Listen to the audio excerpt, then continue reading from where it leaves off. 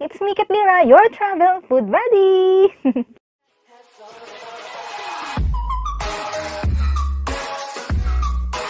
Okay, for today's video, magre-review tayo ng product ngayon. At ang aking re-review ay from Glamworks! Ang Glamworks Hair Removal Cold Wax Kit. At mabibili nyo po ito sa mga drugstore like Mercury, Watson, sa mga mall, sa mga supermarket. Ewan ko sa supermarket kung meron.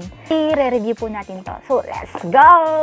Marami na pong nag-review dito at isa yung friend ko na nag-review at tinaray niya dito sa kilikili. But ako naman po ay ito-try ko dito sa aking leg. Kasi marami akong mga hair dito sa legs. Sad to say, meron po kasi akong PCOS or polycystic ovarian syndrome. Ang polycystic ovarian syndrome, yun po hindi naman po siya fatal or nakakamatay. Yun po medyo isang sakit ng mga girls katulad ko na irregular na nagkakaroon. Tapos, ang cause po niya na yung magkakaroon ka ng pimples like me, kaya ako nagkaroon ng pimples. Or magiging mataba ka, magiging obese, or magkakaroon ka ng mga body hair. Yeah, like me, kaya marami po akong body hair. Sa mga basher ko, ayan na, alam nyo kung bakit ako may mga body hair dito sa binti ko dahil ako po ay may PCOS. So, ngayon ay i-review ko ang product ng Glamworks Hair Removal Cold Wax Kit. Yan. For face, underarms, arms, chest, back, bikini line, and legs. So, yon. Dito ako sa legs magpo-focus. No heating needed, convenient, and effective, easy to apply. So, tingnan natin. Let's see. Includes 50-gram cold wax, spatula, 5 waxing paper. Dermatologically tested and rich with honey extract. Ang kita man ng packaging niya, yellow. Yellow 4. Diba? Okay, open na po natin siya.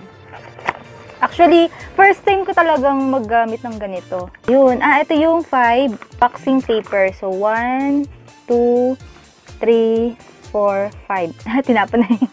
Ayan na yung Glam. Yung spatula. Wow, ang cute naman yung spatula. Ito, gagamitin po natin yan. So, umpisa na natin. So, iyan. Ito ang aking binti na may mga balahibo. Pero hindi naman siya, hindi naman siya kakapalan na talagang parang panlalaki siya. Try nating ilagay. Itong, lagay daw sa spatula. Then, takot ako dito muna sa isa. Nalagyan ko na tong part na to. Then, ilalagay natin tong paper wax. Pag nailagay na natin, i-rub down natin ng 10 seconds.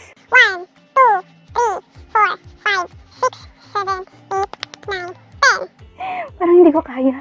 Parang hindi ko kaya ang Parang hindi ko kaya atakin. Okay, 1, 2, 3, 7, 8, 9, 10. Ash! Okay. Wala! Oh, nakinis niya. Kaya guys, oh. Halatang-halata nakaganon.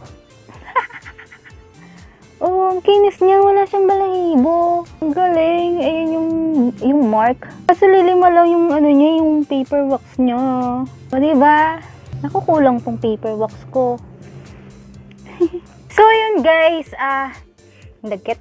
So, nag-work naman siya sa akin, pero may dahil nakataas gymnast no? May dot siya na lumabas konti. Pero ang kinis niya, promise, ang kinis niya, bitin ako sa paper wax kasi lilima lang siya. So, ang rate ko nito is siguro mga 8 out of 10. Ganon. Tama ba yun? Rate ko?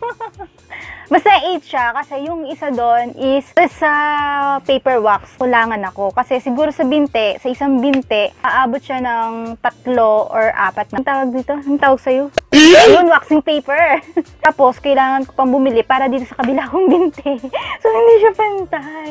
Promise, hindi siya pantay. Pero, work naman siya at ang daming balahibo na nawala. Okay naman siya, tsaka mabango naman. Ayun, yung isa pa doon, yung iba, hindi masyadong nakuha. Kunting natira, pero siguro 1, 2, 3, 4, 5 balahibo, hindi nakuha.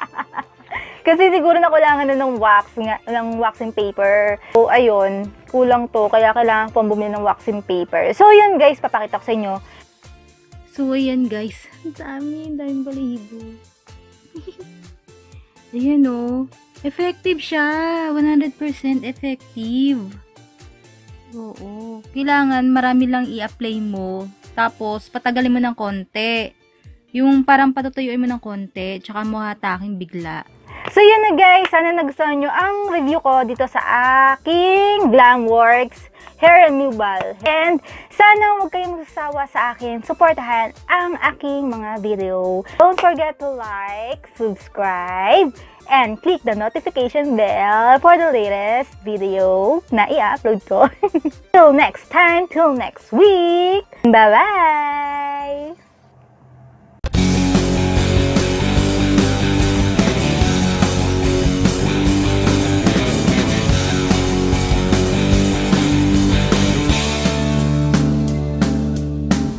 Tanong hanggang kailan mo sasagipin ang mga nangangailangan.